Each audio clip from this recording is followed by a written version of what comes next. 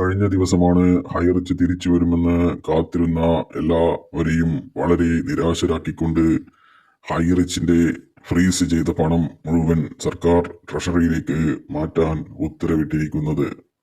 എന്നാൽ ഈ ഒരു നടപടിയെയും ഹൈറിച്ചിന്റെ ലീഡർമാർ വളച്ചൊടിക്കുകയാണ്. അവർ പറയുന്നത് ഹൈറിച്ച് പറഞ്ഞിട്ടാണ് സർക്കാർ ട്രഷറിയിലേക്ക് പണം മാറ്റിയത് എന്നാണ്. എന്നാൽ എന്താണ് സത്യം എന്ന് നമുക്ക് പരിശോധിക്കാം. ഈ കേസ് നിലനിൽക്കുന്നത് തന്നെ ഹൈറിച്ച് കൊടുത്ത അപ്പീലിലാണ്. അതുകൊണ്ട് മാത്രമാണ് പത്രങ്ങളും മാധ്യമങ്ങളും ഹൈറിച്ച് കൊടുത്ത കേസിലാണ് വിധി ഉണ്ടായിരിക്കുന്നത് എന്ന് പറയുന്നത്. ഹൈറിച്ചാണ് സെഷൻസ് കോടതിയുടെ ഉത്തരവിനെതിരെ ഹൈക്കോടതിയിൽ പോയിരിക്കുന്നത്. എന്ത് തിരിച്ചടി ഉണ്ടായാലും അത് ഹൈറിച്ച് കൊടുത്ത കേസ് എന്ന് മാത്രമേ പറയാൻ പറ്റൂ.